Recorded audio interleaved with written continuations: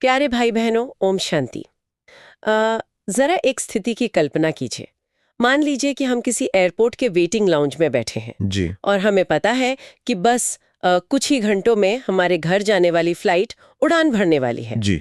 तो क्या हम उस लाउंज की कुर्सियों को सजाने या दीवारों पर पेंटिंग टांगने में अपना समय बर्बाद करेंगे? बिल्कुल नहीं, कोई क्यों ही करेगा ऐसा। हाँ, शायद नहीं। हम बस अपना सामान समेटेंगे और रिलैक्स करेंगे। तो आज के इस विचार सागर मंथन में, जहां हम 16 मई 2026 की प्रात मुरली का गहराई से अध्ययन कर रहे हैं, जी। हमारा मेन फोकस बिल्कुल यही है। जी हाँ, बिल्कुल। हम इस बात की परतों को उधेड़ने वाले हैं कि कैसे इस पुरानी दुनिया और इस देह के भान को, यानी हमारे जो मानसिक लगेज है ना, उसे पूरी तरह से पैक करके अपने असली घर जाने की सच्ची तैयारी की जाए। ओम शांति। और ये एयरपोर्ट वाला उदाहरण बिल्कुल सटीक बैठता है आज के विषय पर, क्योंकि आज की मुरली में बाबा ने सिर्फ घर जाने की बात नहीं की है। अच्छा। जी, बल्कि उस वेटिंग लाउंज में हमारी मनस्थिति कैसी हो, उस पर जोर दिया है। बात सिर्फ बैग पैक करने की नहीं है। तो फिर किस चीज की है? बात है उस अतीन्द्रिय सुख को महसूस करने की और अपनी रूहानी यात्रा के लिए मानसिक रूप से खुद को बिल्कुल हल्का करने की। हाँ, यही हल्कापन मुझे आज के उस खास मुहावरे की तरफ ले जाता है जिसका जिक्र आज मुरली में हुआ है। जी, मिरुआ मौत मलू का शिकार, है ना? बिल्कुल। कहा गया है मिरुआ मौत मलू का शिकार।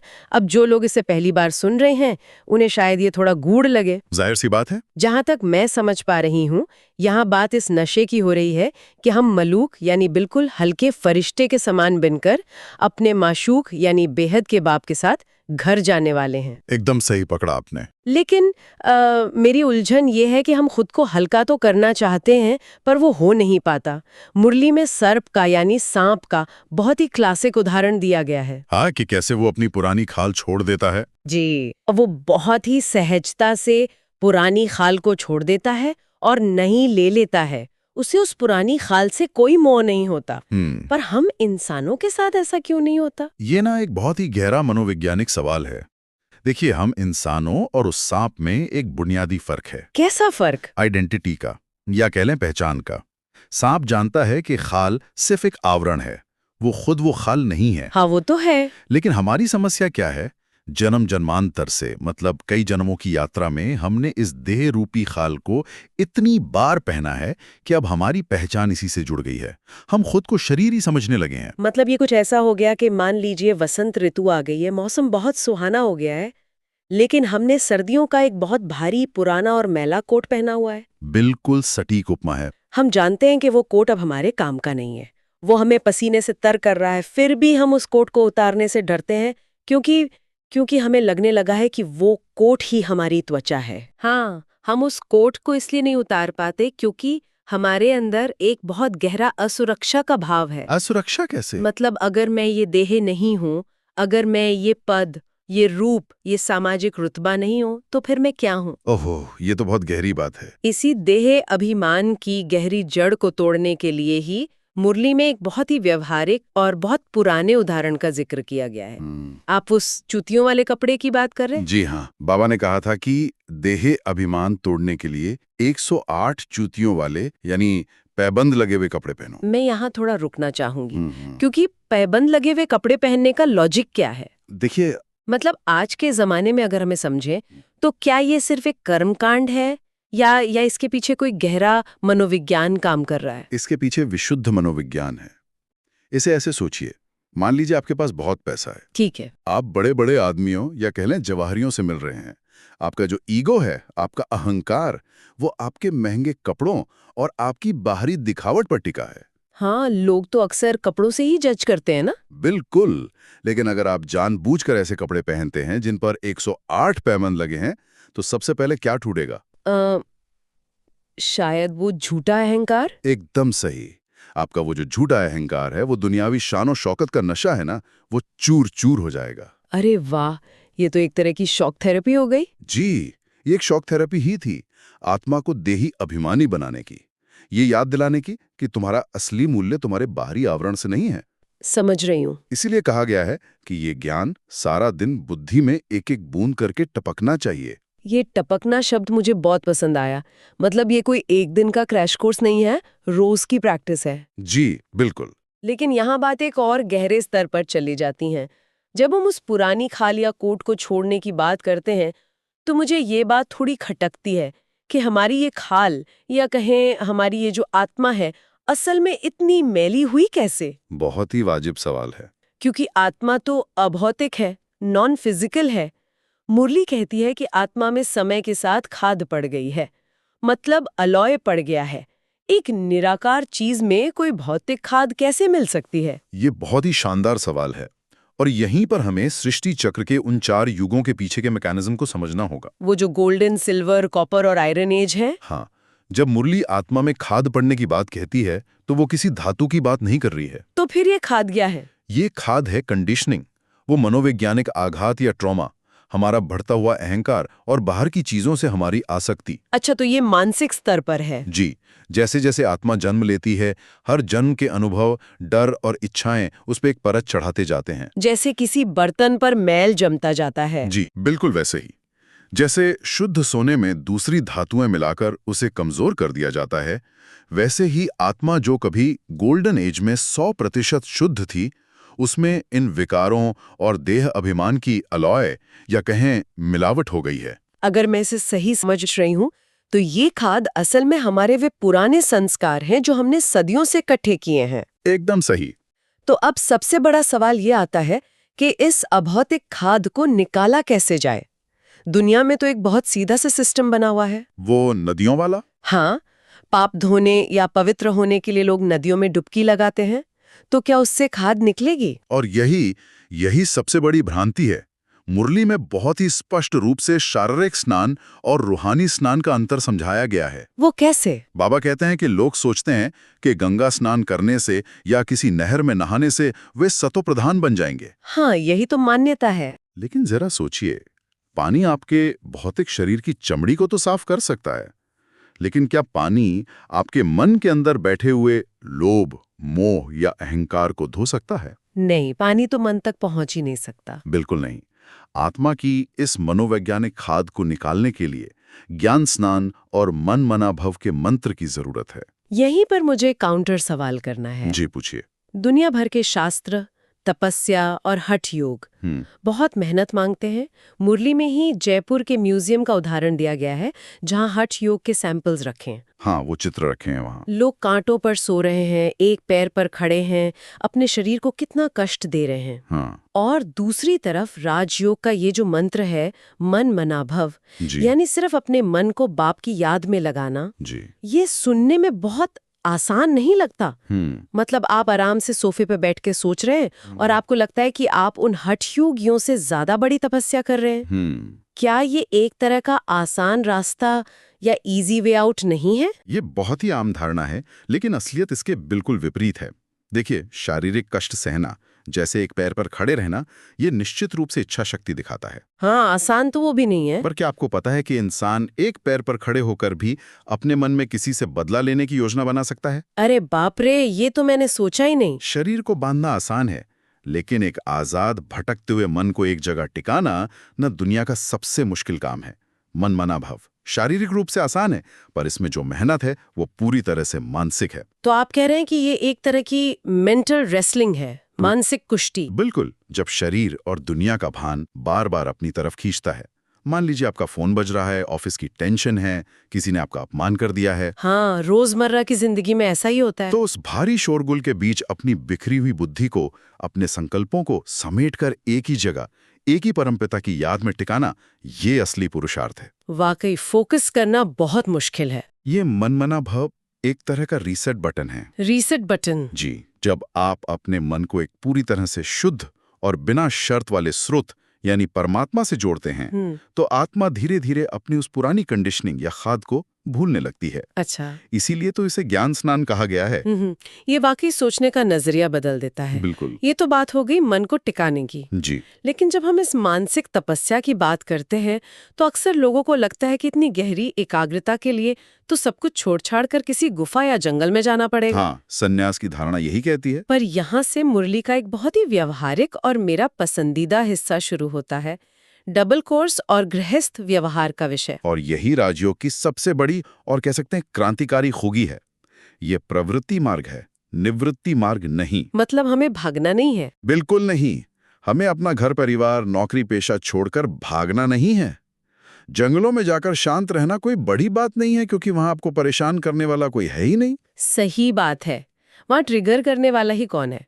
असली परीक्षा तो तब है जब आप इसी दुनिया के शोरगुल और जिम्मेदारियों के बीच शांति से रहें। गृहस्थ व्यवहार में रहते हुए इस रूहानी पढ़ाई को पढ़ना, इसी को मुरली में डबल कोर्स कहा गया है।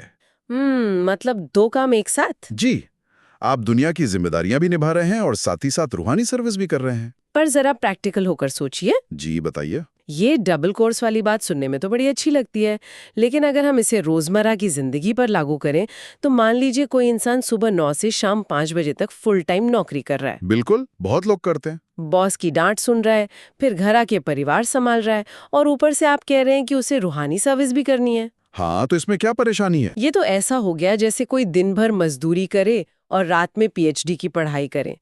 क्या ये रूहानी डबल कोर्स इंसान को पूरी तरह से थकाकर मतलब बर्नआउट की तरफ नहीं ले जाएगा? अगर हम दुनियावी नजरिए से देखें तो आपका सोचना बिल्कुल सही है। तो फिर असलियत क्या है? मनोविज्ञान कहता है कि इंसान कड़ी मेहनत से नहीं थकता, इंसान थकता है अर्थहीनता से, लैक ऑफ मीनिंग से, और जो इमोशनल ड्रेन होता है ना, उससे। हाँ, जब काम में मजा ना आए तो थकान होती है। दुनियावी डबल कोर्स आपको इसलिए थकाते हैं क्योंकि वहां सारा फोकस अहंकार की संतुष्टि और भौतिक दौड़ पर होता है।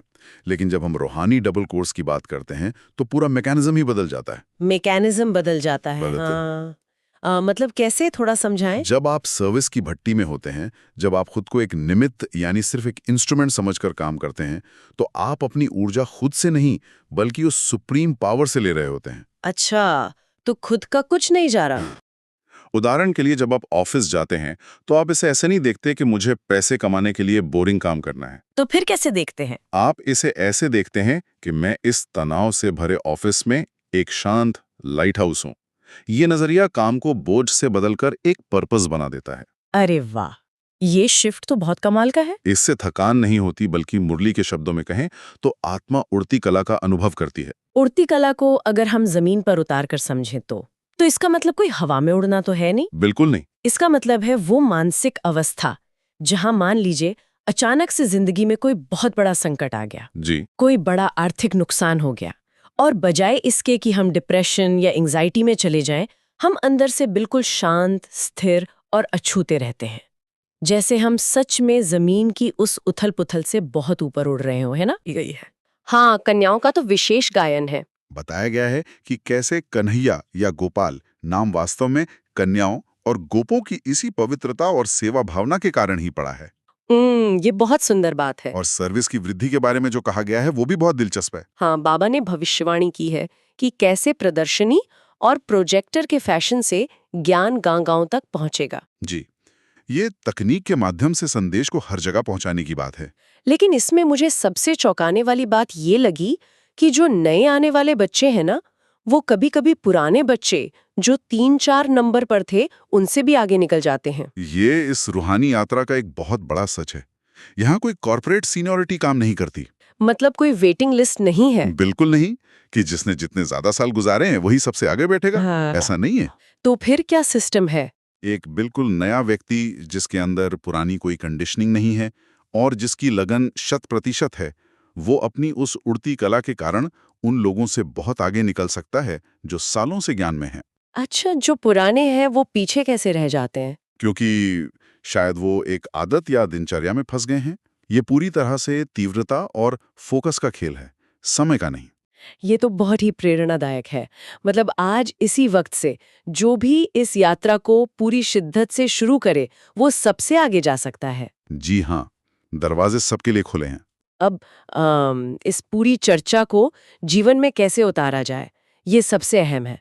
हम सिर्फ बातें नहीं करना चाहते। बिल्कुल, प्रैक्टिकल एप्लीकेशन बहुत जरूरी है। इसके लिए आज की मुरली की मुख्य धारणा, वरदान और स्लोगन हमारे लिए एक रोड मैप का काम करते हैं। जी, धारणा का जो मुख्य सार है वो यही है कि उस अतीन्द्रिय सुख के लिए हमें देहभान तोड़ने की लगातार कोशिश करनी है और अपना बुद्धि योग घर यानी परम धाम से जोड़े रखना है। सही कहा। लेकिन इस रोड मैप का जो सबसे दिलचस्प और थोड़ा जटिल हिस्सा है वो आज के वरदान में छिपा है। वो क्या है? वरदान है कोमलता को कमाल में परिवर्तन कर मायाजीत बनने वाले शक्ति स्वरूप भव। यहीं पर मुझे एक बड़ा विरोधाभास नजर आता है और मैं चाहूंगी कि हम इसे अच्छे से खोलें। जरूर बताइए। दुनिया में और खासकर आध्यात्म में हमेशा ये सिखाया जाता है कि स्वभाव में पानी की तरह कोमल होना चाहिए, सॉफ्ट होना चाहिए। जी विनम्रता की बात होती है। हाँ, कहा जाता है कि विनम्रता ही सबसे बड़ा गहना है। तो फिर बादा ने आज मुरली में कर्म में कोमल न होने की बात क्यों कही है? ये कोमलता और शक्ति रूप का ये अजीब सा संतुलन आखिर है क्या? क्या हमें एक ही समय पर नरम और कठोर दोनों बनना है? ये विरोधाभास असल में हमारी आध्यात्मिक परिपक्वता या स्पिरिचुअल मैच्योरिटी का सबसे बड़ा टेस्ट है। इसे बहुत ध्यान से समझिएगा। मैं सुन रही हूँ। यहाँ कोमलता का मतलब कमजोरी नहीं है, बल्कि लचीलापन है, फ्लेक्सिबिलिटी। अच्छा, लचीलापन। जब बात स्वयं के संस्कारों को बदलने की आती है, जब कोई हमें हमारी गलती बताए या जब हमें अपनी कोई पुरानी बुरी आदत छोड़नी हो, तो वहां हमें पानी की तरह कोमल और लचीला होना चाहिए। मतलब अपनी गलती मान लेने में कोमल होना चाहिए। बिल्कुल। अगर हमारा स्वभाव चट्टान की तरह कठोर है कि मैं तो ऐसा ही हूं, मैं नहीं बदल सकता, तो हम कभी प्रोग्रेस नहीं कर पाएंगे। अपनी खुद की सफाई के लिए हमें मोल्ड होना आना चाहिए। अच्छा, तो खुद को बदलने के लिए पानी जैसा नरम, लेकिन फिर शक्ति रूप कहाँ काम आता है? शक्ति रूप तब काम आता है जब आपका सामना माया से होता है। माया मतलब? यानी जब आपके सामने बुराइयां, विकार या नकारात्मक परिस्थितियां आती हैं। अगर कोई आपको गुस्सा दिलाने की कोशिश कर रहा है या कोई पुरानी लत आपको अपनी तरफ खींच रही है, हाँ, तब क्या करना है? और उस वक्त अगर आप कोमल पड़ गई है सोच करके चलो आज एक दिन गुस्सा कर लेता हूं, क्या फर्क पड़ता है, तो माया आप पर हावी हो जाएगी। ओ, तो वहां ढील नहीं देनी है? बिल्कुल नहीं। माया के सामने, विकारों के सामने आपको चट्टान जैसा कठोर और शक्ति स्वरूप बनना होगा।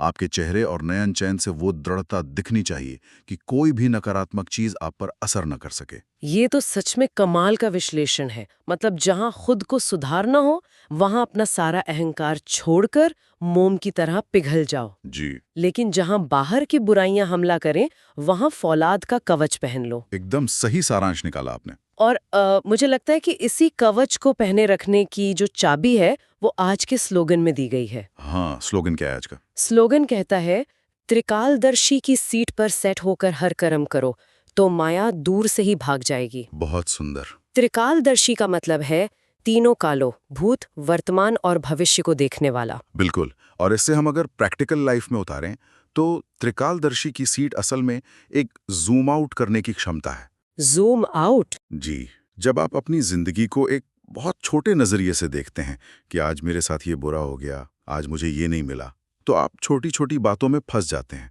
जिसे माया कहते हैं। हाँ, हम अक्सर छोटी बातों को बड़ा बना लेते हैं। लेकिन जब आप त्रिकालदर्शी की सीट पर बैठते हैं तो आप एक बड़े चित्र को देखते हैं, बिग पिक्चर को। वो बिग पिक्चर क्या है? कि मैं पहले एक शुद्ध आत्मा था, अभी मैं संगम युग में खुद को बदल रहा हूं और भविष्य में मुझे फिर से देवता बनना है। ये तो वैसा ही हो गया जैसे आप किसी ऊंची पहाड़ी की चोटी पर खड़े हों या मान लीजिए हवाई जहाज की खिड़की से नीचे देख रहे हों। बिल्कुल, नजरिया एकदम बदल जाता है। नीचे जो ट्रैफिक जैम लगा है, जो गाड़ियां एक दूसरे को हॉर्न मार रही हैं, वो सब ऊपर से बिल्कुल चींटियों की तरह छोटी और शांत लगती हैं। हाँ, वहां से कोई शोर सुनाई नहीं देता। तो त्रिकालदर्शी की सीट आपको वो ऊंचाई देती है जहां से जिंदगी का सारा शोर और माया की सारी हलचल बहुत तुच्छ लगने लगती है। बहुत ही सुंदर उपमा दी आपने।